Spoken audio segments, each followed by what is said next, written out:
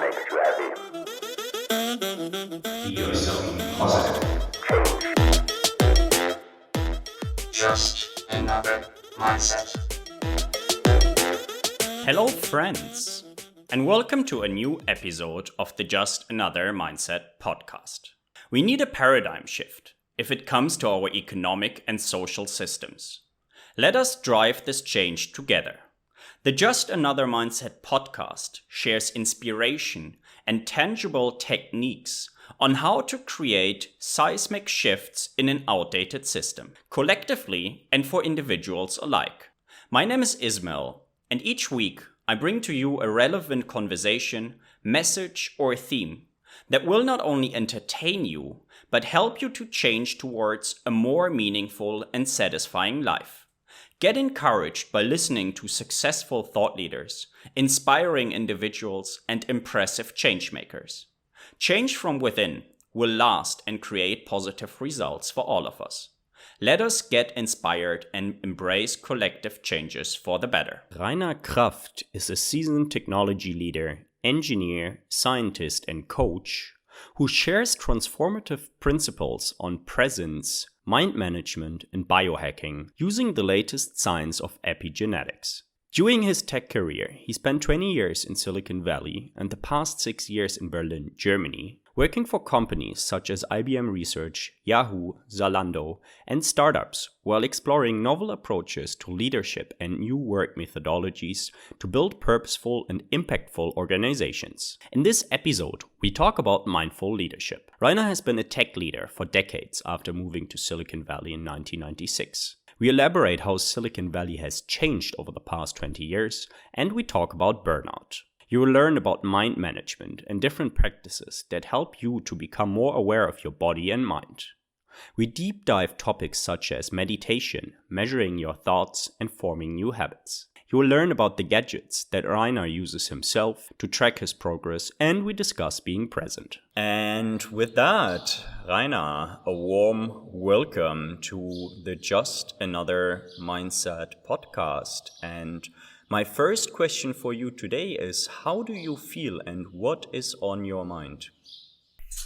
Hey Ismael, thanks for having me on the show. And I feel a little bit tired in the evening, in the late afternoon here, and I did a little bit of biohacking to ramp up my energy levels.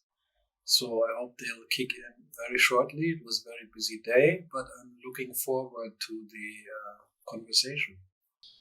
Wonderful, Reiner, thank you very much. And indeed, we're going to also discuss biohacking in more detail. I have already spotted a few things for everybody who's listening on the audio. I think it could be a good time to switch to the video version. And before we go into the very details of biohacking and so forth, Reiner, I would like to give a little bit of a context. And I believe that you moved to Silicon Valley in 1996. I was 6 years old back then, due to your passion of technology, research, and innovation. And I would be very interested to understand, how did Silicon Valley look back then? It's a good question. It was definitely sunny. It was the first thing I noticed when I got there. It was all the sun, and it shines like every day. So we wake up, there's always sun. And that was quite a pleasant thing, quite different to Germany. And there was exciting times. There were these old, these companies who at that point were pushing innovation forward when it comes to internet, the web. And I remember driving by at Netscape. Some listeners who were a little bit older may still know that company. And so it was fun to see these emerging tech giants at that point. Google was just in the early starting days at that point. And yeah, this was exciting time. You talk about your passion for technology, for research, and for innovation. Where did that come from?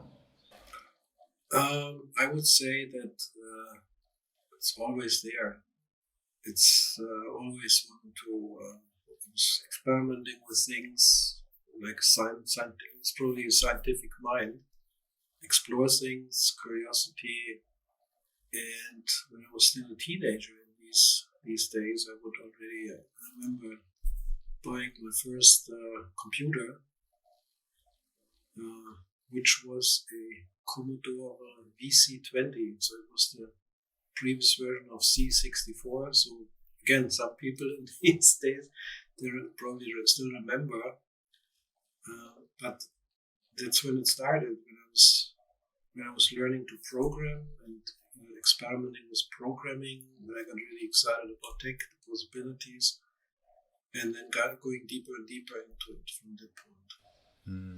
Thank you very much for that. And Reiner, you stayed for quite some time in the Silicon Valley / in the US, and I would be very interested if you could talk us through a couple of important milestones that are important for you, for yourself, that you went through during the times that you were living in the US. Mm-hmm. Yeah, I think early times there, I was working for IBM Research, and just getting into the professional life, learning, getting to know lots of smart people there in the lab. That was a fascinating time, and also understanding that on my side, I needed to get also much deeper into some of the topics. So that's why I also figure it's a good thing to continue my education. I got in, basically, there's so many good universities around there. I went to Stanford initially, took a few classes, and so this was all in parallel to my work. And then also at that point later, I joined the PhD program at UC Santa Cruz. And that was another new thing going on now, working, then starting part-time PhD. So these were the early days. I think the next milestone was work-related also, then joining Yahoo. And I've been there for quite some time, and I think, continuing learning, exploring, a lot of innovation. It was a time of innovation happening. And I think then the next phase probably was around teaching at the university in parallel. So it was another milestone, I think, where I figured, it's time to explore this as well, give back, see how I like it. But also realizing at some point, now after almost 20 years, then at that point it's time now for something new. But I think that would be from a professional level, looking at different milestones, and of course from a personal level, it's also quite some exciting times, overlapping. My first son was born in 2000, next one in 2004. So those were also significant milestones around family, right? So I think if you overlay them, so it's all happening obviously in parallel. But I think those were also important milestones personally. If not the most important milestones in one's life. Definitely, Reiner. Thank you very much for sharing that. And I don't know if you even want to attempt to do that, but if you look back at 20 years of Silicon Valley, can you say what has changed or what has felt different towards the end of your time in the US in regard to or in comparison to the beginning? Yeah, I think over the time it got more and more crowded. I think more and more people were moving in, so I could see this happening. Traffic was getting worse. That's how I realized that as I was commuting. I got more and more people in. Housing prices were skyrocketing. And yeah, I mean, technology-wise, there was always new companies, startups coming out, and things were evolving. Other companies in social media like Facebook were emerging. So it was shifting more and more, but it was getting, I think, because of more people getting in there, and the problem with the high number of people commuting and making it that crowded and busy was not a pleasant thing, because that commute would get worse, and it just added to the already if you have a heavy workload and then you have all this extra stress just getting to work, but it was also difficult for many to actually afford the living costs there. And that's why that many people also moved out of the Bay Area. They moved more into the countryside, maybe sometimes more than 100 miles or even further to commute. And so it was for everyone. Of course, then you have even more people on the road. Yeah, so it was at the end, and then of course the weather was also, there was not a lot of rain over the past years. It started getting more and more dry. It was going to dry out. So it almost felt like it all added up to my decision at some point to move on and to come back here now to Germany. Since, I think at that point it was just, it wasn't that pleasant anymore, to be honest. And I think it's still evolving. I mean, I visit occasionally, and you still see this kind of trend going on. It looks like it's getting worse year by year.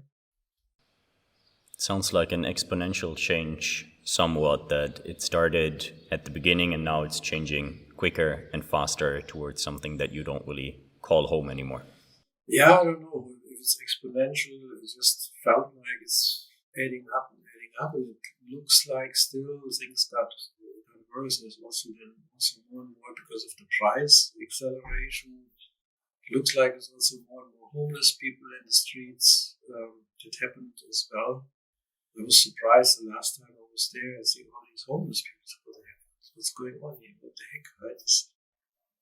But it looks like there is some development, and in parallel, maybe, I don't know, 10 years ago, more and more, China was also emerging a lot of the new technologies and efforts, business that was developments that were happening there, making more and more China also is a really strong contender. Just to clarify, this is China/Chinese companies in Silicon Valley, or an equivalent to Silicon Valley in China? Yeah, an equivalent, right? So it looks like more and more of the big tech companies there, Alibaba, Baidu, right? They were also getting stronger and stronger and making it very attractive. So more people would actually then go there as well, right? And so all of a sudden, I think you would think at that point, then maybe it's a little bit more distributed, but it didn't feel like it that way. It feels like it's still doing its thing, and China is just an add-on, right? It's both of them flourishing in some form, right? But of course, there's some competition at the end, because a lot of the engineers working in tech, they would actually study in Asia, India, China, whatever, and would then, after they graduated, move to the US to take advantage of the opportunities in the Silicon Valley. I think nowadays this has shifted, and so that there is also cool opportunities for instance, in China as an example, right? And so they don't have to go to the US. So, but then on the other hand, there's other people going there.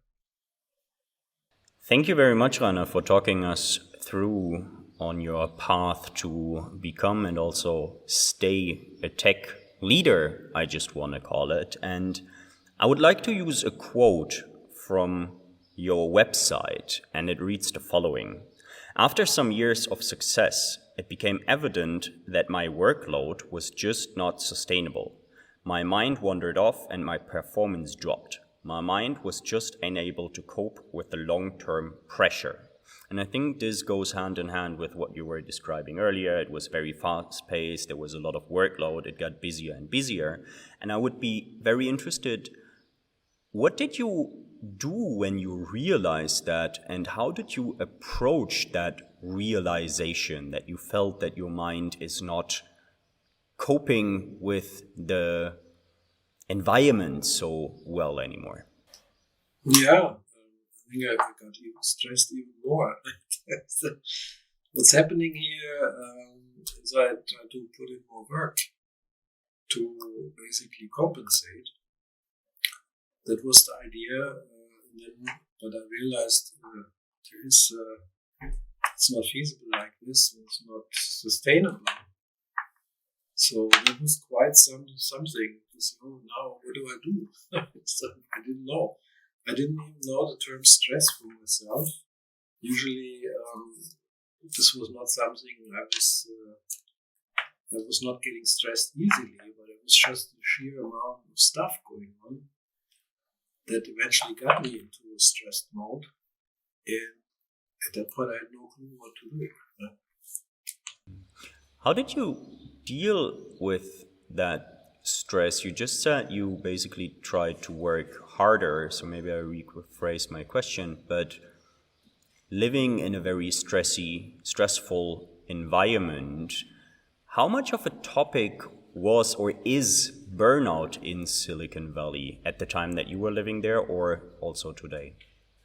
I think it's a big topic. But if you don't know what it is, so if you're not basically affected, then you may not know, right? So you may not even be sensitive, seeing the signs of burnout in others. You would be just focusing on your work, getting work done, and you wouldn't even notice that people are stressed. And so you become more aware that, oh, there's actually a lot of stuff going on here.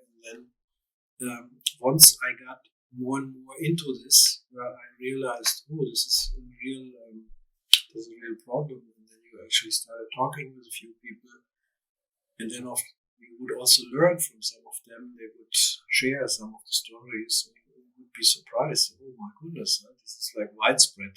It's not like something is like an exception. It's more like common thing. And that is a common thing, you mean, among tech leaders in Silicon Valley during the time that you were there and supposedly still going on? Yeah, not just tech leaders. I would say that across engineers, scientists, pretty much business professionals. It's not limited to leaders. It's all across pretty much the disciplines and functions. Would you say that you were affected by burnout yourself? Did you have a burnout, or did you have signs of burnout? Yeah, now, after learning more and more about it over the past decades, I would say I did not have the burnout. As at that point, I would be completely toast. Right? Once it hits you, there's not much you can do. But I was like in a trajectory of getting there. So mental exhaustion is probably a good description. Mm-hmm. And you realize that just working more or working harder would not solve your mental exhaustion. So what was the next step for yourself to reflect and to look at the situation that you were in? Yeah, I think it took some effort some wake up call to actually get out of the comfort zone and getting more into the action zone to basically say, okay, now something needs to get done. Can't ignore this. I need to do something. And that took some time. So before that, I was more still, okay, we'll see. And I wasn't taking any action. So it took really some time, and I felt, I really need to do something. And then, of course, I started exploring what can I do, and reflecting what are the options and what do I have to change. So, can you share with us what those actions were and maybe also what the first ones were that you then put in place? Yeah, sure. I came across a mindfulness program at Yahoo. At that point, they were offering this, and they were it's mindfulness-based stress reduction, MBSR. I learned later that this is a standard program, curriculum, 8 weeks that globally is available, and it teaches you basics, mindfulness, breathing techniques, exercises, some meditation. And so this was pretty cool that they were offering that, and I decided, oh yeah, let's check it out. I had no idea what I'm up for, what I'm signing up for. Really, I just figured let's explore it, let's see what happens. And it was after attending a few of the sessions, learning a little bit about meditation, it was clear that there is something to it. There is an effect that is there. It felt good. Stress levels went down subjectively, and so then I decided, yeah, this is interesting. Let's go deeper. And mindfulness is a fairly heavily used word lately. I don't know if it was back then when you were still working at Yahoo, but how would you define mindfulness? Yeah, being mindful, being requires being aware. And so I think it boils down to awareness, being aware, practicing being aware. And yeah, being aware means living in the moment, right? In the current moment, the now, living in the now. And then mindfulness could be, I could see it more as a methodology, like a bigger framework, or yeah, maybe methodology is a better word, or an enabler to help you to become more present, become more aware. That one I find very interesting because when we talk about technology, we talk about progress, we talk about growth, we talk about big leaps, we talk about innovation, and there's a lot of future planning. There's a lot of living in the future, and being a leader, your job description is basically to get a company or a team from today to the future, to a successful future. So how did you implement living more in the now, let's say, while having a lot of, I assume, business tasks or business duties that were taking place in the future? Mm-hmm. Yeah, I think at the beginning this is quite difficult to stay in the present moment because the mind is continuously distracting you with thoughts, and the thoughts usually are about the past or the future. And then if you're not paying attention closely enough, you get sucked into these thoughts. You identify with thoughts, thought activity. And yeah, it's happening. It's just, this is the default state of an untrained mind. And I realized at that point my mind was not trained. But it looks like I got some boost at some point where it was easier for me to stay present. So that somehow happened. I don't know exactly how, but somehow I had the feeling that I could at least sense when the thought activity comes. I could look at it, but I didn't get identified most of the time. So it wasn't perfect, but nevertheless, it was helpful to become aware when my mind was drifting away into a different, let's say, time, let's say in the future or whatever, and then I could come back to the present moment. And that was happening all over the course of the day, many times. I actually started to count that. As a scientist, I like data, I like numbers. I started, man, how often is this actually happening? Let's do a journal. Let's figure this out. And I noticed it was still happening quite often. But the counting actually helped me to, nowadays I call these conscious recoveries. It's a process of recovering into the present moment, becoming conscious, becoming aware again, conscious recovery. And so the more I practiced, or no, not practicing, but the more I started counting these, becoming aware of this was happening, this was actually helping to finally to decrease that number. So I thought, oh, interesting, you're onto something, right? And so these were one of the early starts when I was looking at more methodology around mindfulness, making it more tangible, because for me this was always very fluffy, to be honest. But sit there, meditate. So what?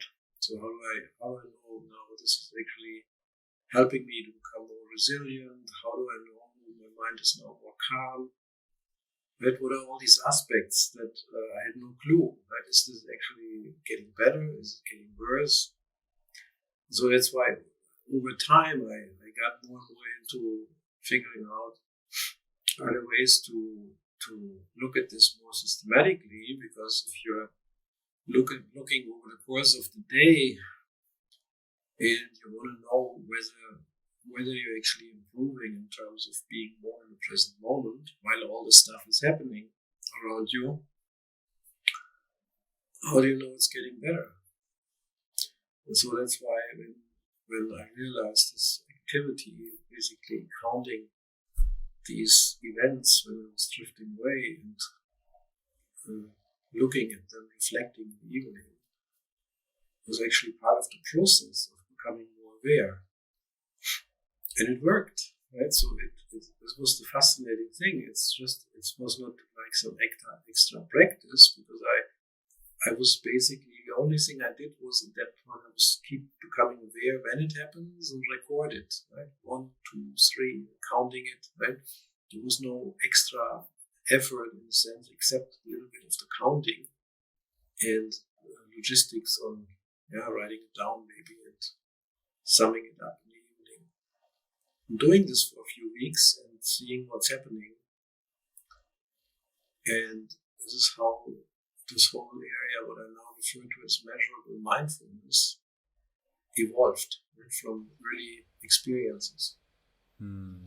So what I hear is basically after a couple of weeks of collecting data every day, at least a couple of times on yourself, you also started trusting that those practices, I just want to call them, do in fact work? Or how long did that take that you said, okay, I'm going to take data now for 28 days or for 3 months? Or like, how long did the scientist inside of yourself need to get hard data to understand, okay, this is actually working?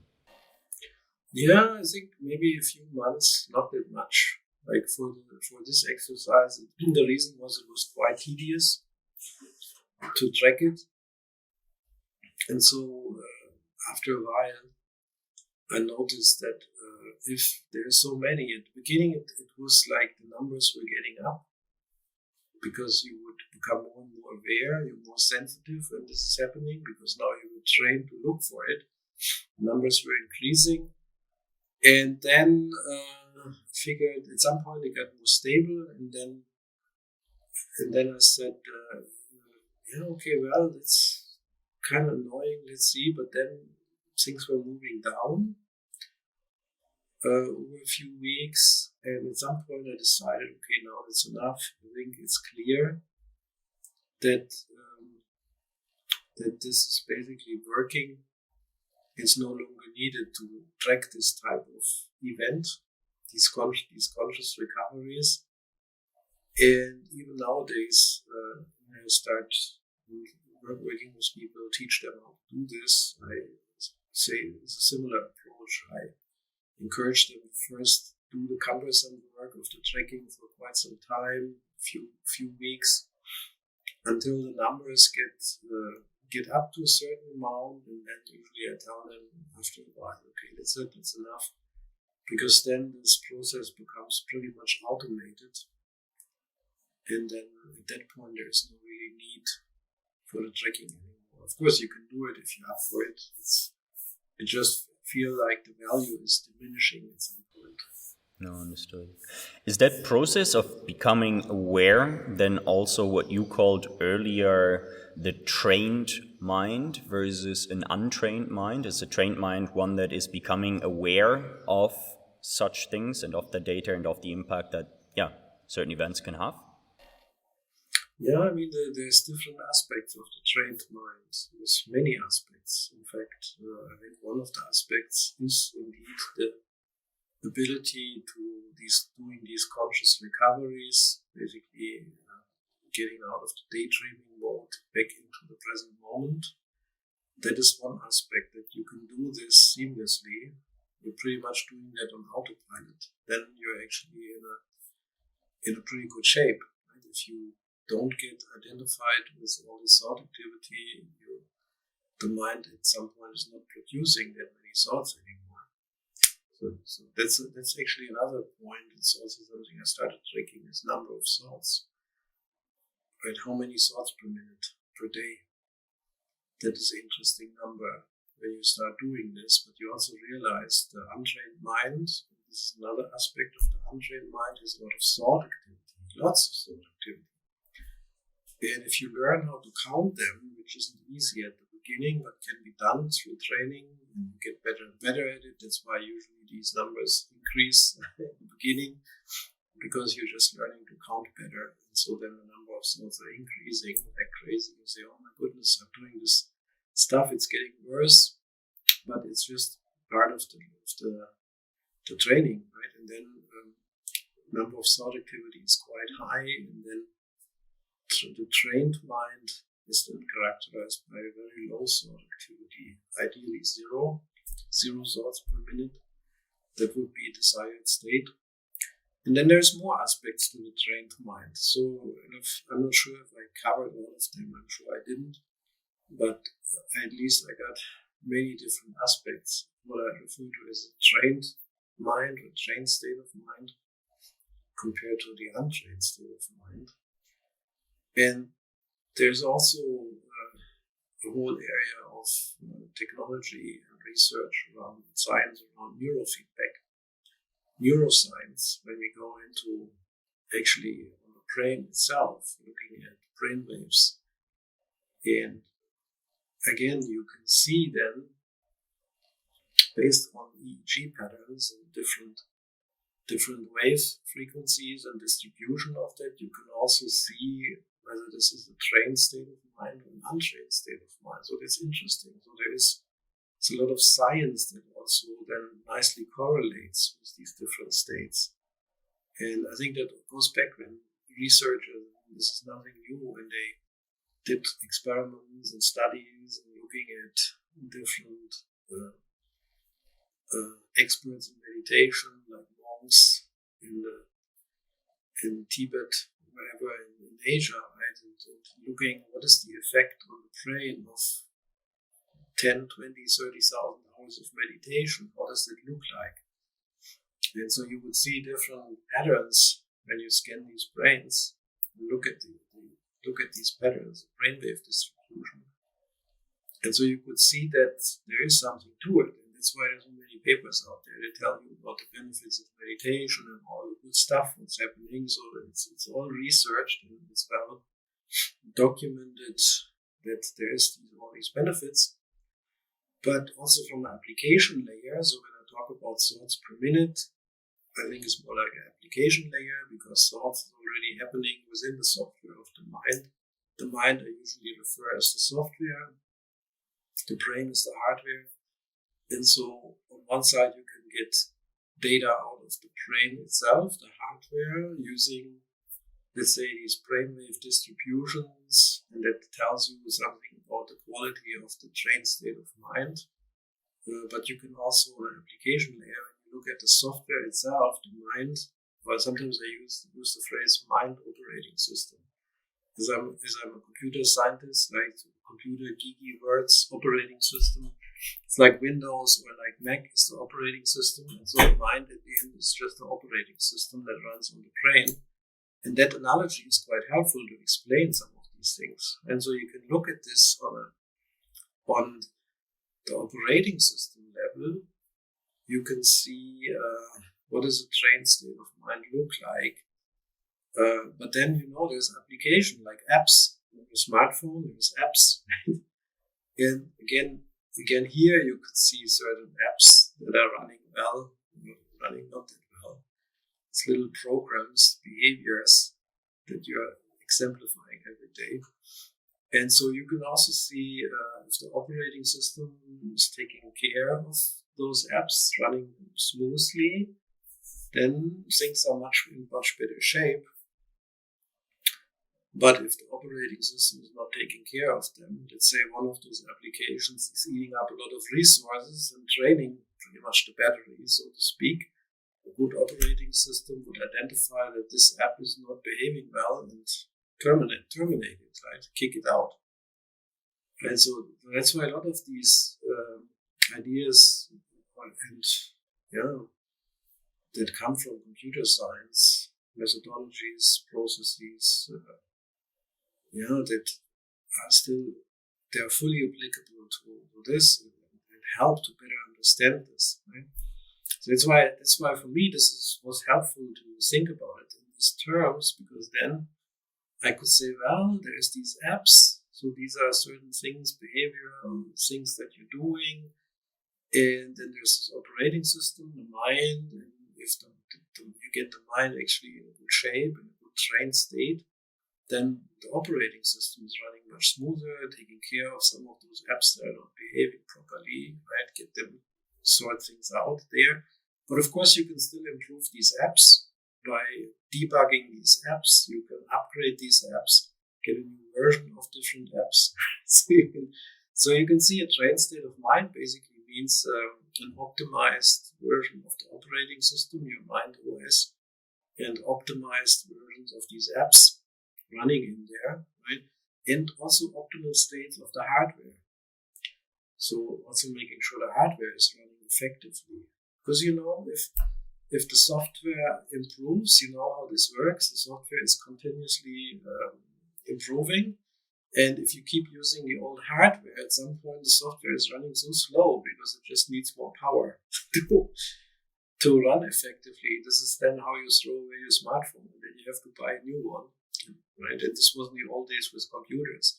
Every 18 months, right? This is when pretty much a hardware was revamped. New processors came out with twice the processing speed and capacity, and so there's more law, right? It worked, and so here I think a similar thing. It's important to also upgrade the hardware so that the software runs relatively smoothly. Before going a little bit deeper into this picture or this metaphor of the mind and the brain, the software and the hardware, and I would be very interested, what is an average number for you or for a human if it comes to thoughts per day or per minute, whatever is more? Yeah, I mean, research out there, there's so many papers on this topic. I think the range usually is between 50 to 80,000 thoughts per day. This is roughly what research tells us, and then of course I was curious. Okay, let's look at this.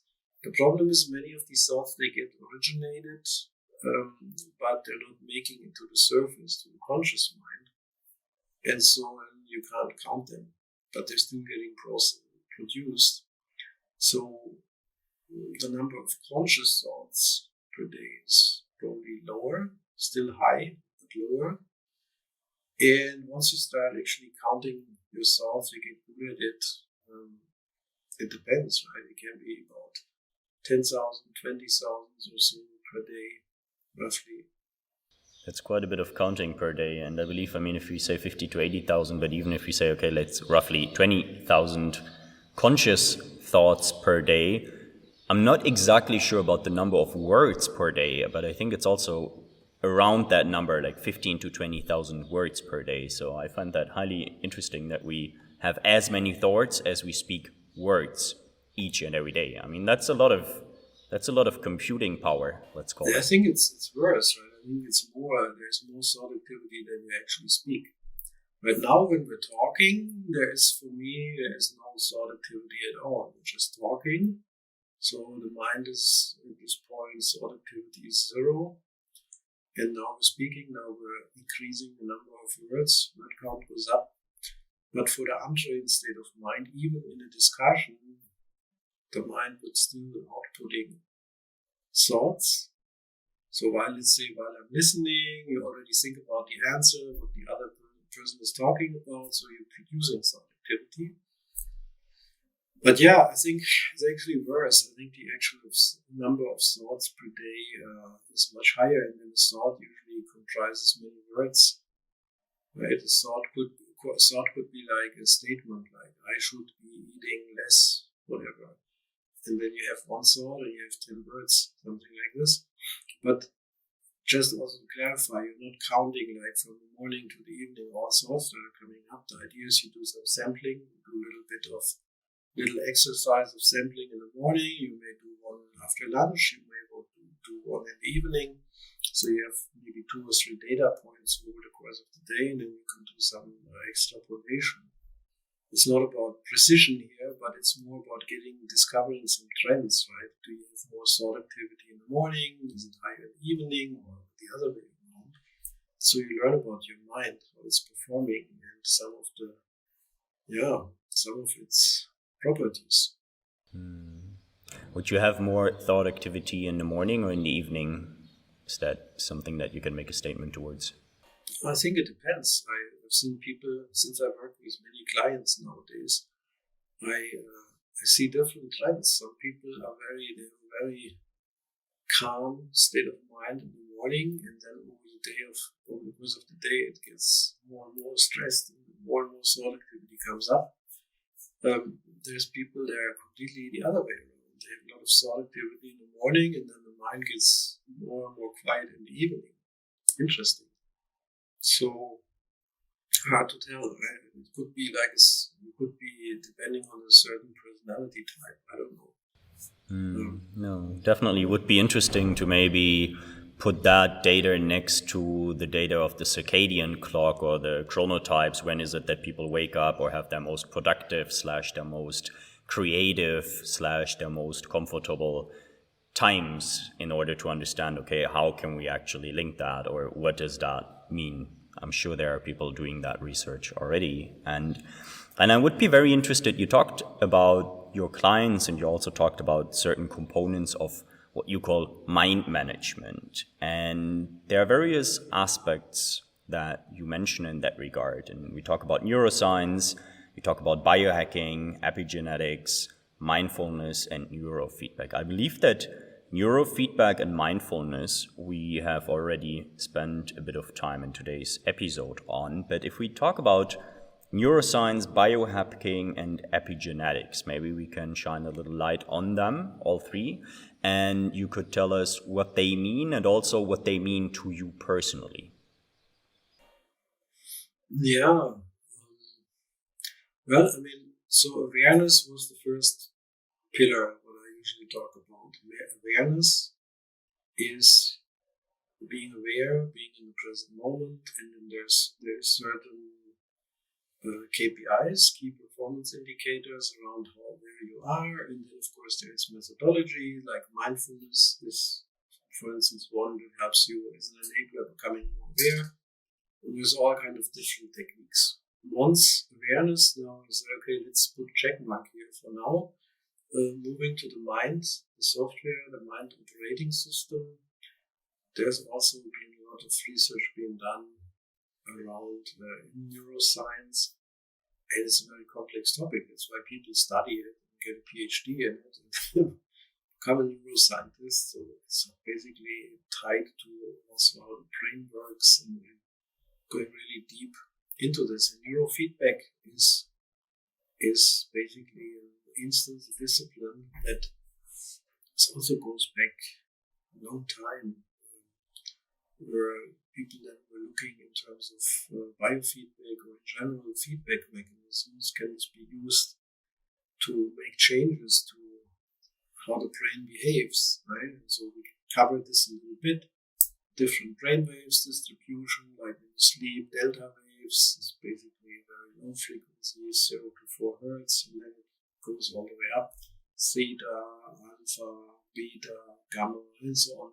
So these are all those different frequencies, and that is part of the neurofeedback kicks in to basically through feedback train these different states, get the brain into different states of mind. Like this, as an example, when you meditate, usually you won't go down more into alpha brain waves. These are between 8 and 12 hertz. But people have trouble with this. They may not develop sufficient level of alpha, so it needs to be trained. And you can train that, right?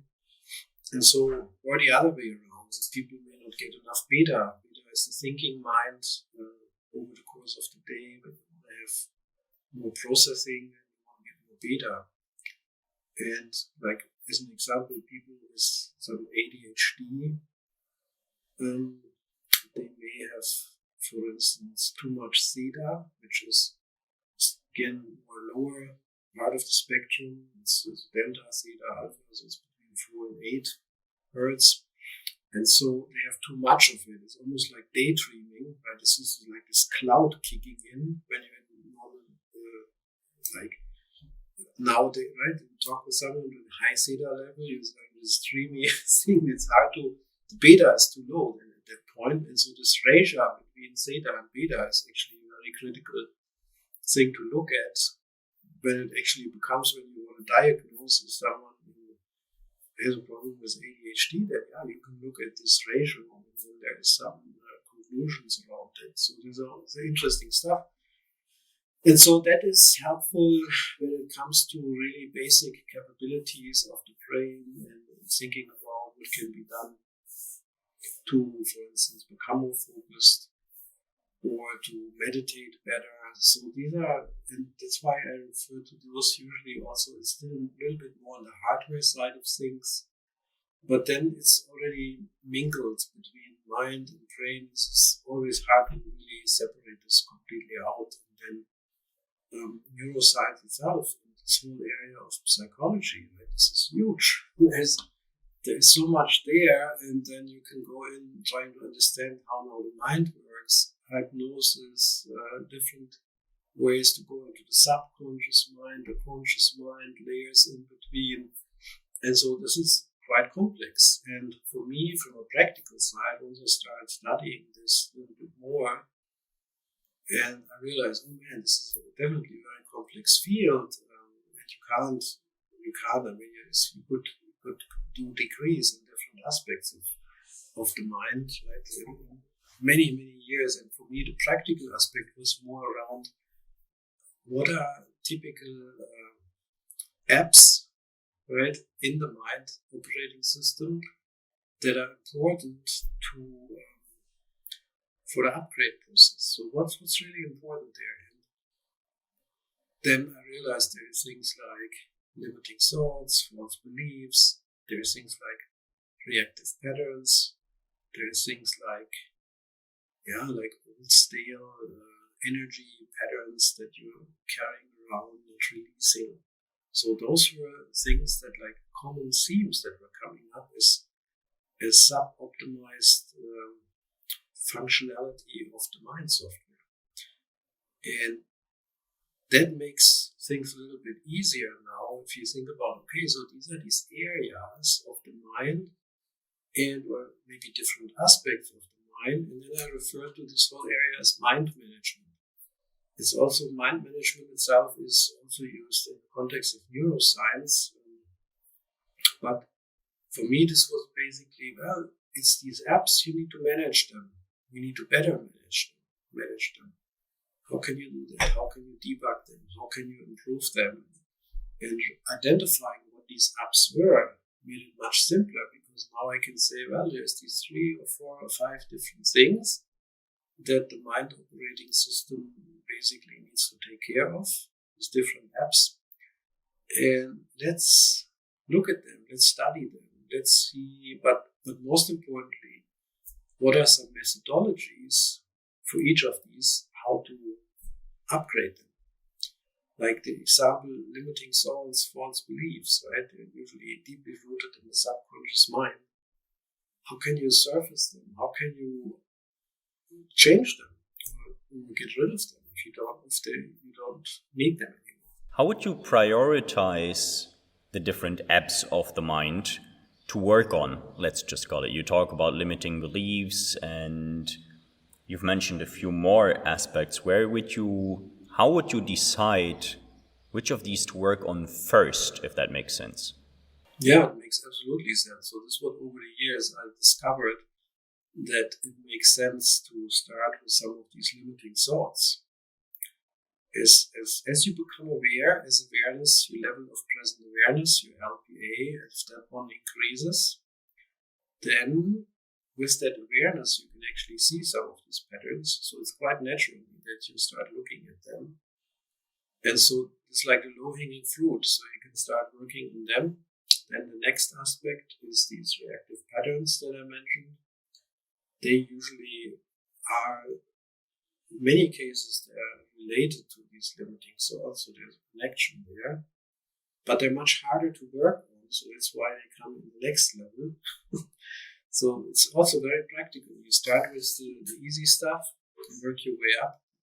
And so reactive patterns are more difficult because these reactive patterns are also buried in the subconscious mind, but they happen in real time. So if, let's say, you're in a meeting, someone says something, then you get upset, then you get defensive, or I don't know what you're doing. But at that point, the thinking mind is no longer there, and you're getting in this mode, in this reactive mode. I also refer to this, I use the term pain body, right? It's this emotional stale energy that is there, that takes over, the pain body takes over.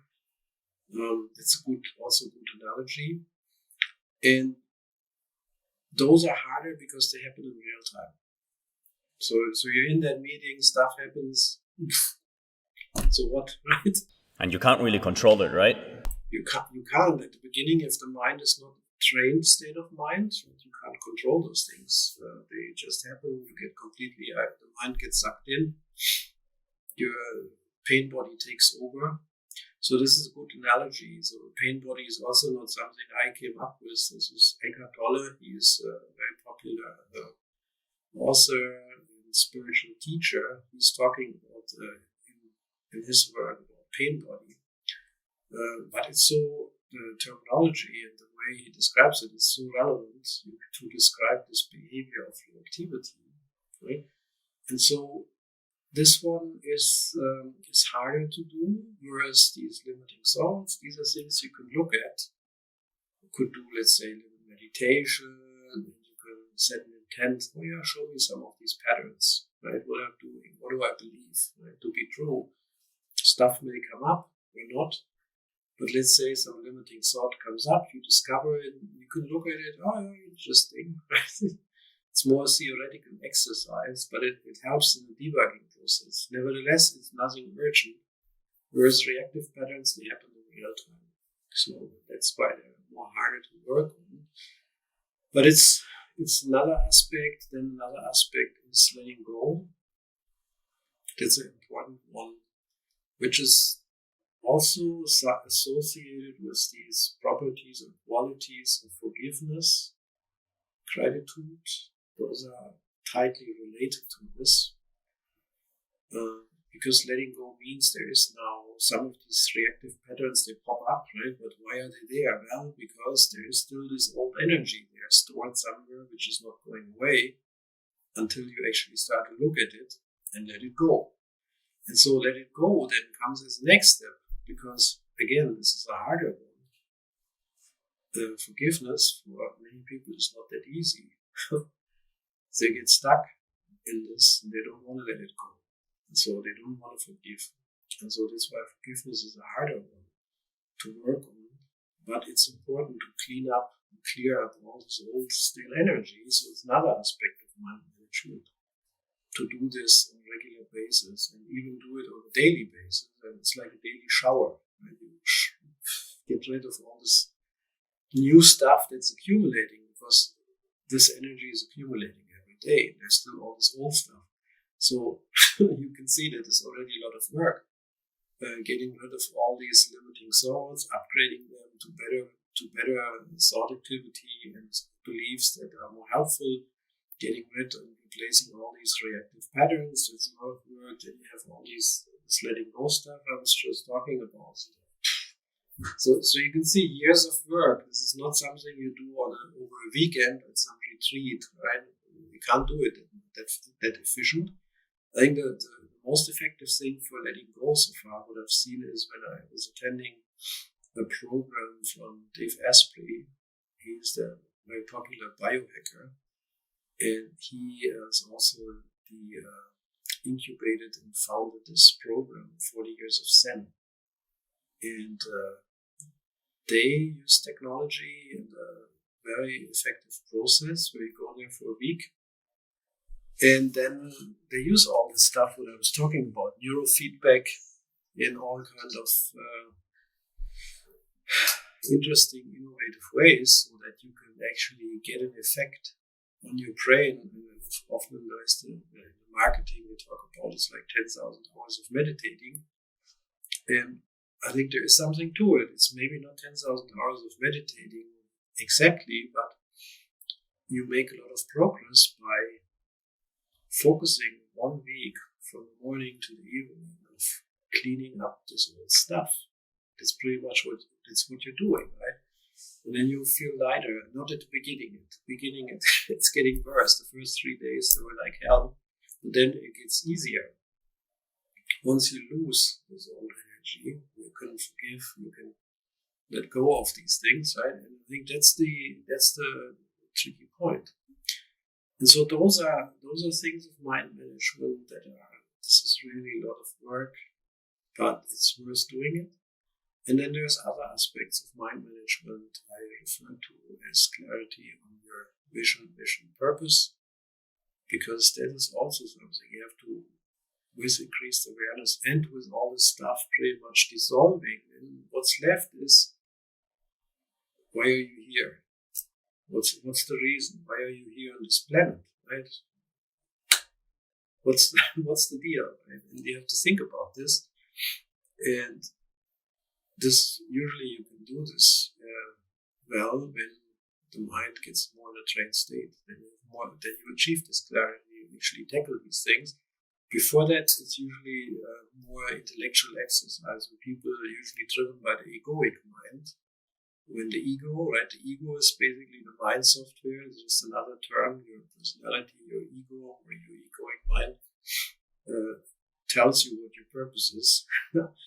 But that may not be really what it is, because it's what it actually is, because usually the ego likes certain properties around it in terms of ego likes security, likes status, financial wealth, all that stuff. So these are usually goals of the egoic mind to keep you safe. There's nothing wrong with it, but when it comes to clarity on your purpose, vision, and mission, so then you have to really go deeper. And that you can't do if the mind software isn't cleaned up. So it's a good thing first to, that's why becoming more aware, cleaning the mind software, improving it, and then gradually work on this aspect of mind management, which is now already more on a higher level, right? And then of course there is the application level really on top, which is now doing something. And since I work a lot with leadership, I work with tech leaders, product leaders, design leaders, business leaders. What do you do if you have an upgraded mind and body? So body we haven't talked at all now, but if this is all upgraded and if there is clarity in your purpose, vision, and mission, then you have a job to do. This is not an application level. What do you do? How are you doing it? And that's when, on the leadership side, I published many years ago what I call the Mindful Leadership Principles, and they got quite popular in the community and got spread globally. So this was something that I figured, there's a little bit of guidance around leadership, and it's already more an application layer. It's then at that point when you, as a leader, then decide, okay, so how do I want to be perceived as a leader? How do I want to be remembered as a leader, right? What's my what are my qualities? How do I want to do this? Right? And these are also conscious decisions, but now they happen really from a deeper level, as the mind is already in a pretty good shape.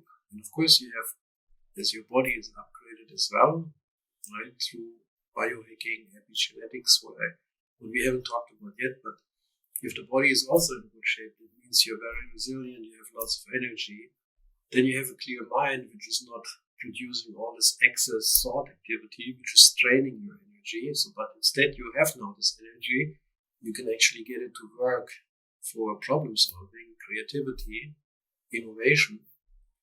That's where the fun starts. And so that's why now this thing comes, okay, what do I do now with all these things? Maybe let's take a look at this biohacking a little bit deeper. And I would be very interested, Reiner, maybe we can use yourself as an example for biohacking, but also for putting things into practice. You were describing earlier meditation, you mentioned different modalities, and it would be very interesting because you also said it's basically daily work, and it's quite a bit of work. It's work over weeks, over months, over years. I would be very interested, if there is such a thing, what are components that you put into your daily, your weekly, your annual routine, I just want to call it. If you want to talk us through that, and then maybe we can take that as a segue and talk a little bit about biohacking, because I could imagine, again, it's an assumption, that you have some biohacking tricks and tips that you use for yourself, but that you also recommend to other leaders. Yeah, that's a complex question. There's lots of stuff there all the time.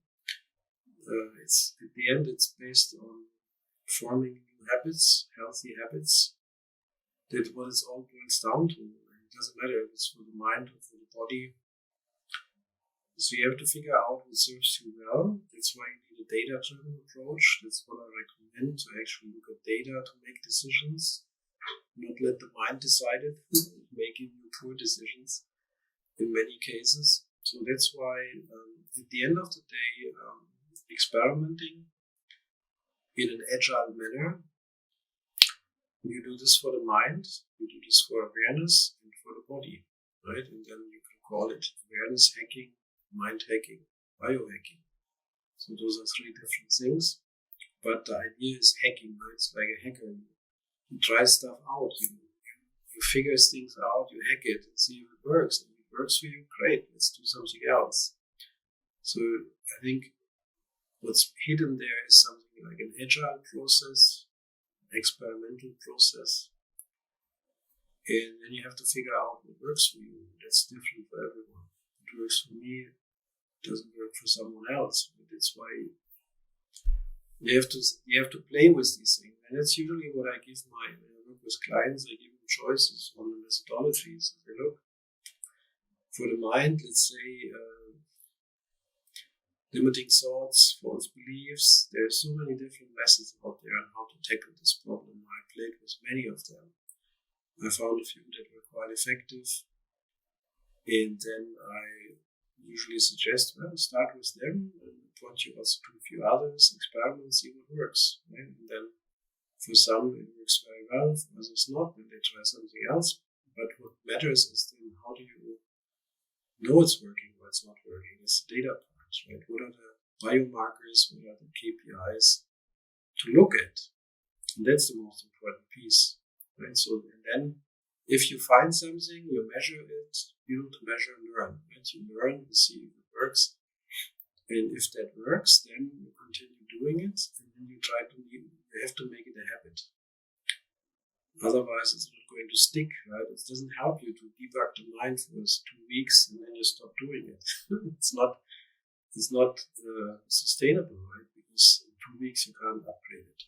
And so you need to find these little things every day that you do anyhow, or you do them just by autopilot, pretty much. What are the ones that have worked for you? Is it in fact meditation? Is it going for runs? Is it to create focus zones, areas, times for yourself? I would be very interested what works for you or what you recommend others to experiment with.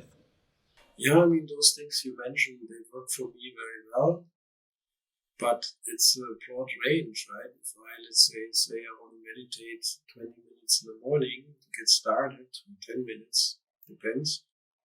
That may work very well for me, but for someone else, it may not work. Maybe they like meditation in the afternoon or in the evening, and so the tool as meditation itself is, I mean, there are tools out there for the mind and for the body that are proven they work based on science. Yeah, meditation is one, is a good example. It works. There's no debate about it whether it doesn't work. It works there. But the problem is obviously is, are you ready to actually do it? So now we're talking about a formal meditation. So this is another term, formal meditation. That means you actually sit down in a quiet room. Maybe you set a timer and 10 minutes and you get in a relaxed state. But people try this out and they give up after a minute. They think it's a waste of time, or they can't even sit still for a minute. They say, oh my goodness. And so they can't even meditate for a minute. It's for them, it's impossible. Maybe 2 minutes like hell. And so meditation is a good tool, but it's not working yet because the mind is not ready. It's too much a challenge. It's like if you want to practice learning to play the piano, and I give you play a piece of Mozart at the beginning, it's not going to work. And so you need to so you have to start small, little things. And that's why sometimes formal meditation is not something I introduce when I work with clients. I don't introduce them to formal meditation. Usually first they have to learn some basics. Right? Some breathing exercises. So those are always good. They work very effectively. You can do them any time of the day. While you're in a meeting, while you're driving a car. It's simple breathing exercises. Breathe in 5 seconds. Breathe out 5 seconds. Do this for 1 or 2 minutes and you're already de-stressed because your parasympathetic nervous system takes over at that point and gets you in a more relaxed state. It's just how the body works. So you have to know how the body basically reacts and how the body, that's why the biohacking becomes important, to understand how the body works. And then these exercises, like breathing exercises, are so much powerful because they affect the body and then the nervous system, and then they get you in the desired state. And they're easy to accomplish. It's not like sitting for 2 minutes or 5 or 10 minutes like in a formal meditation. So meditation itself is a very powerful tool. Highly recommend doing it myself. But you have to work your way up there to get there.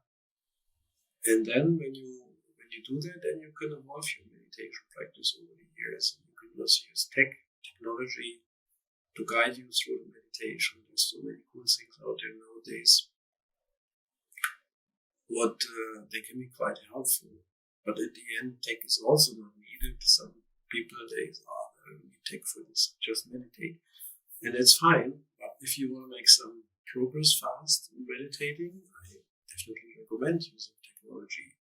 There's meditation headbands, there's neurofeedback. So for neuromeditation, it's just, why wouldn't I use it? When we're in the 21st century, we have AI, artificial intelligence, deep learning. Why wouldn't I use the latest tech to basically get into an altered state of consciousness by maybe, let's say I meditate 10 hours per week as an example, or 5 hours. But if I can do the same thing in 1 hour, that sounds to me even more effective, right? So why would I spend 5 hours in the meditation if I can get the same thing done in 1 hour? So, and then these other 4 hours, I can get some stuff done, right? Maybe I just go out for a hike, right? Or do something, of course you can do when you're going outside in nature, that itself is a meditation. So I was talking here specifically about formal meditation, where you sit back or lie down or close your eyes and you're getting into this deep meditative state, right? And tech at that point is quite helpful, is available, it can be used, it can be experimented with. And that's what, if you add more and more tech, then you can explore these things. And some of it may work for you, others may not. I mean, I probably experimented with 10, 20 different toys. And at the end, maybe one or two survived so far, or even a few more, right, for different aspects of what you can do with it.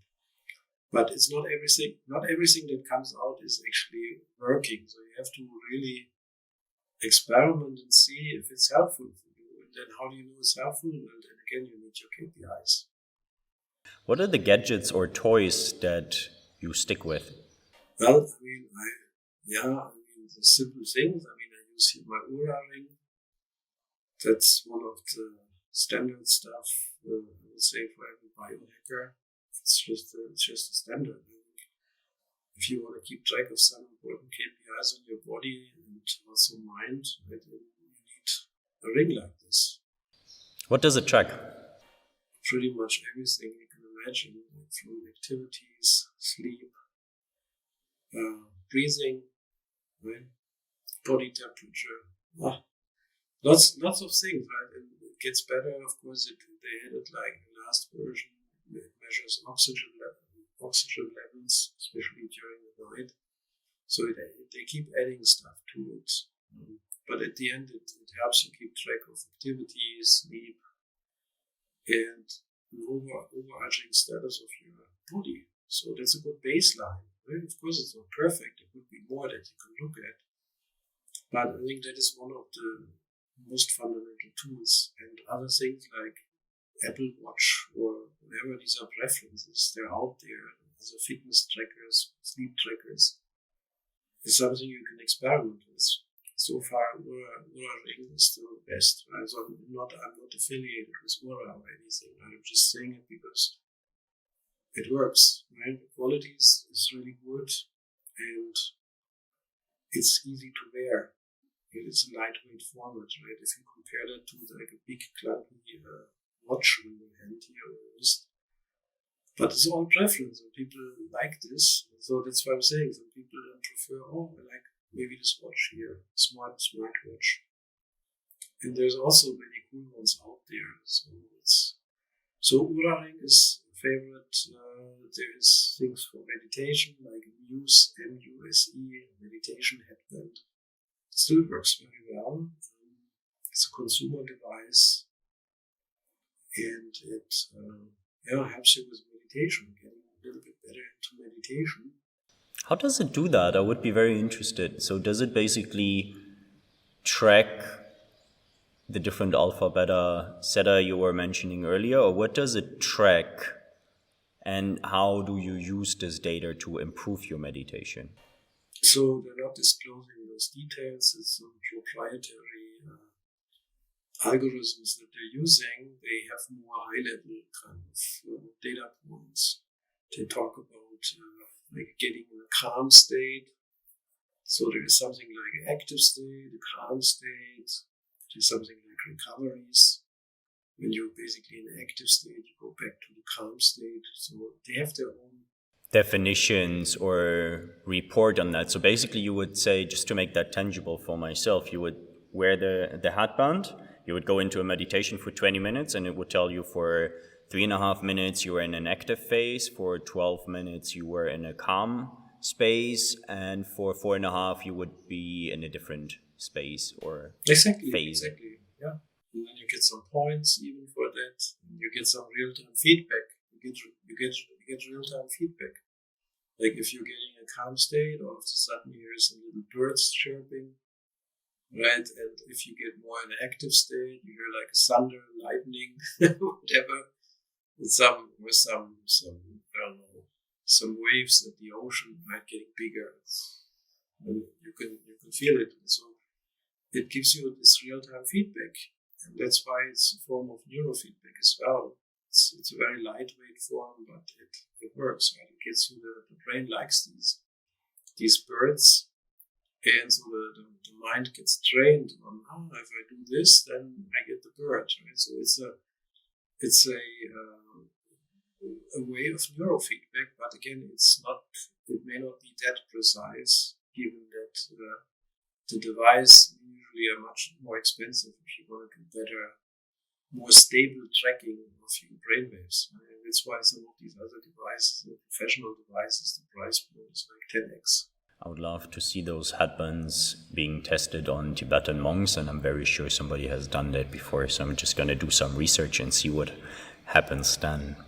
Rainer, thank you so much. There was a wealth of wisdom and knowledge, and I have a couple of questions that I ask each and every of my podcast guests. But before we go there, is there anything that you think we haven't discussed in good detail today? I don't know if you want to shine a little light on the mindful leadership principles, or if anything else comes to mind that you would like to discuss before we go into the ending sequence of the podcast.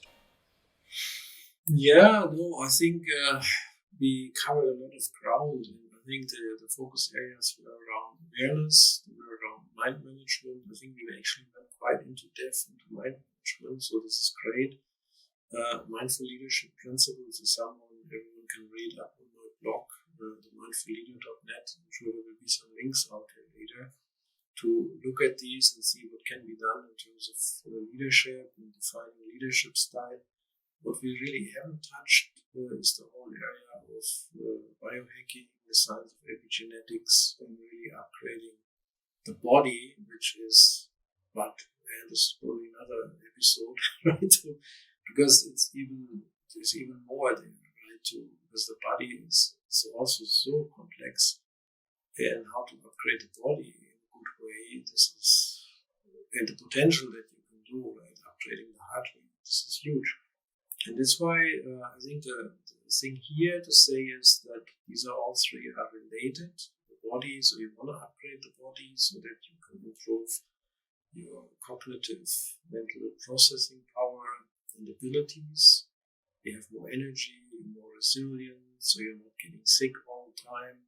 Right? And you can, this gives you this, especially on the application layer, it gives you this persistence, right? This grit to get stuff done, and if other people fail, you stand up and do more because you have this energy and resilience. Right? That's why the body is so important. The mind is also important because I mentioned earlier, with a clean mind, a clear mind, a trained state of mind has so many benefits. And awareness is the underlying foundation of everything, becoming more aware. And so if you bring these three things together, that's why I discovered what I refer to now as a high-performance mindset. And I created a training program even for this over 3 months that you can do all these three things in parallel, like in an agile manner. It's like boom, boom, boom, week by week, very systematically and organized, so that you can get results fast. Right? And that's when you bring together all these three things: body, mind, and awareness. That's the magic sauce.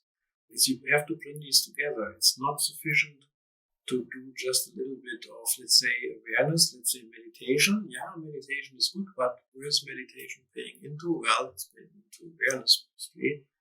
But let's say if you do a little bit of mind debugging, right, where is this paying into? Well, it's paying into the mind, but it's not helping you become more aware or get your body in better shape. And the other way around is if, let's say, you do some biohacking techniques, like, let's say, cold exposure, infrared light therapy, sauna, whatever, right? Or better nutrition, supplements. So those are all things that you can do on the body side, but they're not paying into the mind directly or the awareness. So you have to do something, pretty much little things in each area. This is when it comes together, and this is when you can achieve the state of a high performance mindset. Again, that would be probably another bigger topic we haven't really touched in. We can't do everything in one episode, right? But I think those two aspects of a high performance mindset combined with more supporting on the biohacking side, how to get the body in good shape. And nowadays the science of epigenetics is quite nicely evolving and gives us a lot of background in terms of how we can do this. Also functional medicine, which is part of the equation. But again, all complex stuff, and that's why I usually there's a steep learning curve to do, and that's why there's many people are not making that effectively process all these things. You simply don't know, and it takes time. And that's why, for me, the motivation was when I, a few years ago, then got really deep in all of those things. I figured out, how can I bring this together so people who don't want to spend 10 or 15 years becoming an experts in all those things, how can they just get started and do something, but in a very systematic way over a few months, see some results, and then once they get going, once you change these little habits, where I was referring earlier, like all these little habits that you form over time, then it, at the end of the day, is a new lifestyle that you develop. Right? And that's why this idea of a high-performance mindset, setting you up into this direction, is so important. And yeah, I think this combination of what you mentioned, body, mind, and awareness, is so important, because if you work only on your mind or only on your awareness or only on your body, there is a slim chance that you will actually make the anticipated progress. And hence it is very important to be aware of all three components and to work on all of them simultaneously, I want to call it. And as you said, biohacking is certainly a topic we haven't really discussed in great depth today, but I believe it's also always good to have a reason to come back and to record another episode. So, Reiner, thank you very much for that insight today. And my first of the final three questions would be, what is it that makes you hopeful? Yeah, I think that I see that there's always another chance to do something different, right? There's always a new moment. I mean, there's at the end, theoretically, there's just one moment, the current moment.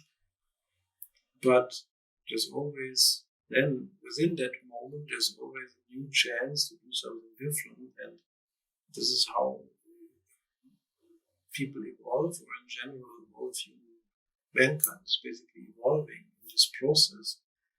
And we're becoming more aware, aware of the actions and the implications of the actions, and like we're cleaning up the mind a little bit. And people, because they, at the end, when the mind gets in a state that is not pleasant anymore, people actually take actions. They figure out some ways eventually how to clean up the mind a little bit better, so that usually the motivation is stress, what got me into this. And then because of this, I think at the end there is a rise to some of the capabilities and qualities to make people at the end more gentle, more kind, and I think more compassionate. That's why I think at the end there is this optimism that if this happens, and if through my work just made an impact on one person, then this is already an achievement that keeps me motivated. Right? I just need to teach one person maybe some tips on biohacking or on the mind, right, or on awareness. They practice it, and that has big ramifications, and then here we go.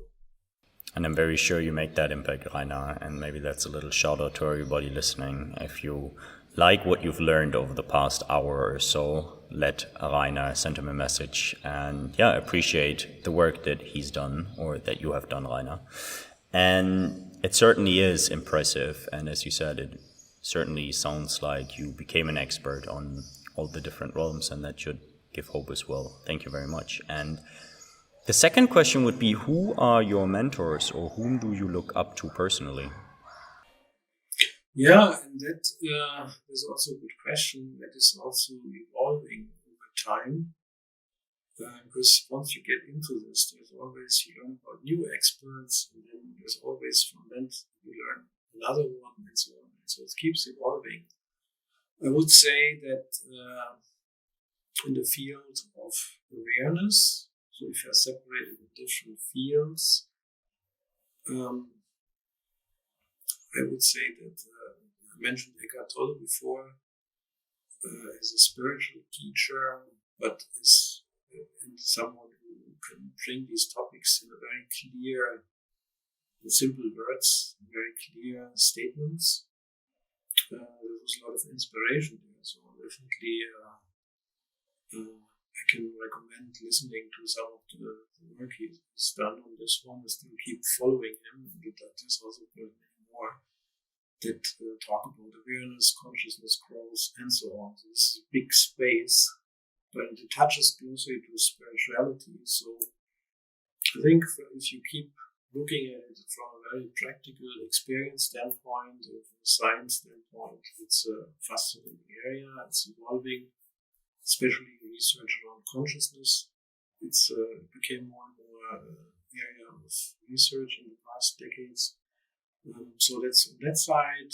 I think on the mind side, there's just too many that are basically working in the space of mind hacking and neuroscience. There's many different authors out there, similar in the biohacking field, but I mentioned previously Dave Asprey probably is someone who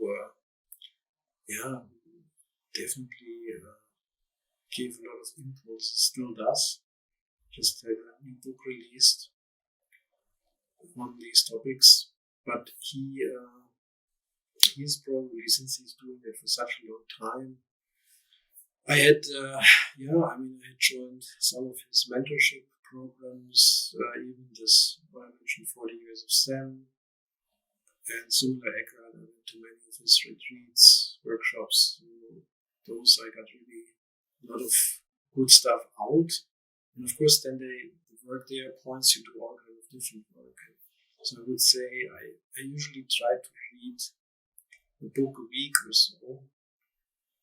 But usually I don't read it, all of it. It's like sometimes you go through it quick and see what new things are in there, and then you go on to the next one. That's why if you do this for quite some time, there's so many books out there. That's why I think, but this is how you learn and grow, and then you discover new mentors. But there's many more, and especially I worked with many different functional medicine experts in the past 7 years in Berlin, primarily in Berlin, and those are also good mentors. They teach you stuff. This is how you learn. So it's a combination. There's online, people you see online, people you write books, you learn from videos, and then there's experts you engage in the real world. And then, of course, when I did my own podcast, the Mindful Leader podcast, which I started also about maybe 2 years ago, I also started finding and seeking out these experts and ask them these questions. So similar to what we're doing now, I was basically then exploring in these interviews with them, trying to learn from them in these interviews, and then shared this back with my listeners. And that is also quite helpful, how you can get more impulses. And that leads us to the last and final question of today's podcast episodes, and it's a rather hypothetical one. I call it the 3 truths. So Reiner, I would like you to imagine that you're traveling all by yourself, actually for quite some time. Could be a couple of months, could be even a couple of years. And after all that solo travel in space, you encounter a human-like species, but they can only process 3 facts or 3 truths about humanity before they decide whether or not they want to get to know us. What is it that you tell them? That's a good one. I haven't read that one. 3 facts. I would say that I don't even know how to articulate that because I don't know what language they're talking. I would probably in some form communicate that I think Earth, the humans in general, is it's a very interesting species. It's definitely driven by curiosity. I think its growth and mastery is something ingrained in the DNA. And this is how we evolved over millions of years. But there's also the aspect of awareness that is increasing at a rapid rate. It's basically a species becomes more and more aware. So consciousness growth is definitely ramping up. Of course, sometimes it's hard to believe in it if you see some of the pictures in the news, but then of course the news has a certain filter on things. Usually you see just the negative stuff, not the positive stuff. But yeah, I think this rising level of awareness is something which is a source of all kind of good stuff that could make these alien life form interested in connecting. Absolutely. Curiosity, awareness, and consciousness. Thank you very much, Reiner, for this very insightful and inspiring conversation. And if you have any final message or final words for our audience today, it's all yours. Yeah, thanks. I would say that maybe there was one or two things that stood out today. Take note and see if you can follow up on them and take some action. I think this is the only thing, is you take some action. If you just consume this information here, then nothing is going to change. Right? So pick a few things that we talked about, explore them, and notice the change, and think about, keep in mind this, the primary theme I was talking about was data driven. Right? So approach things, and many people who have this business background, who like numbers, who like data, for them should become quite naturally to use what they're already doing in the business world somehow and applying it into their personal space as well, and start to track things, right? Similar like they're doing in the business world, like finance people, they may track some charts, numbers. Tech people like myself used to track like aspects of the system operates, performs, and so on. Product people, they talk about how the product behaves, aspects of the product, and so on. And so people are in the business world familiar with this, and I think many listeners probably are. And so applying these principles and see in your personal life, figuring out which aspects can you track and get started. And don't think too much about it, whether it's useful or not. That's the mind telling you not to do it, because the mind doesn't like extra work. And so I think by design the mind is lazy, right? So it likes to, or the ego is lazy, right? It wants to keep you at a certain state. And so when you start actually looking at things and start to inquire and investigate, that could change the status quo of your operating system, and that's why there is some resistance usually to change. But do it anyway. Don't think too much about it. Start tracking a few things, see what happens, and notice changes. And if the changes motivate you, get going. Absolutely. And if you need an accountability partner, pick Reiner or myself, send us a message and get going. Reiner, thank you so much for being a guest on the Just Another Mindset podcast, and talk very soon. If you enjoy this podcast and learn from it, please feel free to share this episode with a friend or two, and make sure to subscribe to the Just Another Mindset podcast on YouTube, Spotify, and Apple Podcasts.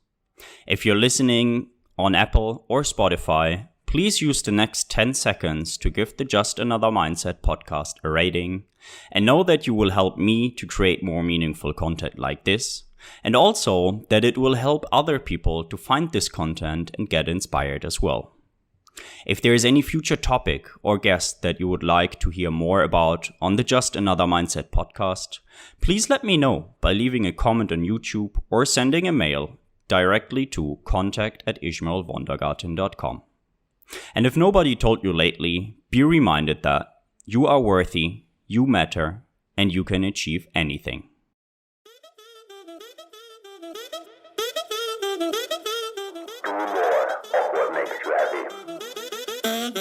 Be yourself. Positive. Just another mindset.